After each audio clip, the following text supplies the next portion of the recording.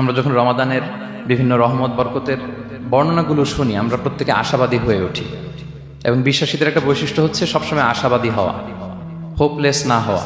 আল্লাহ তাআলা সূরা ইউসুফে বলছেন, লা তাইয়াসু মির রাহিল্লাহ ইন্নাহু লা ইয়াইয়াসু মির রাহিল্লাহি ইল্লাল কওমুল কাফিরুন।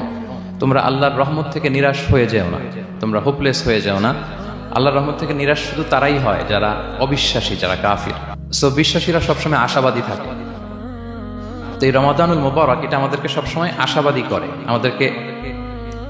আমাদেরকে স্বপ্ন দেখায়, আমাদের হৃদয়ে আশা জাগায়। আমরা যখন রমাদান কেন্দ্রিক কথাগুলো শুনি আমরা উচ্ছ্বসিত হয়ে উঠি।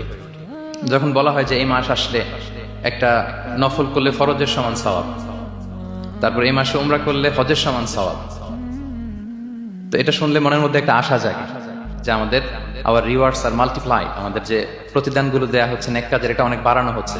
তারপর যখন বলা হয় যে এই মাস আসলে জান্নাত খোলা হয়, জাহান্নাম বন্ধ করা হয়, শয়তানকে শেকলবন্দি করা হয়, মনের মধ্যে একটা আশা জাগে আমাদের যে না, বাঁচার একটা আশা ফিরে পেলাম, হয়তো এই দফায় আমি বেঁচে যাব, আমার মুক্তির একটা দিশা মিলবে, হয়তো আল্লাহ তাআলা আমাকে ক্ষমা করবেন এবং এই অপরচুনিটিসগুলো কাজে লাগিয়ে আমি মুক্তি পাবো ইনশাআল্লাহ, একটা আশা জাগে।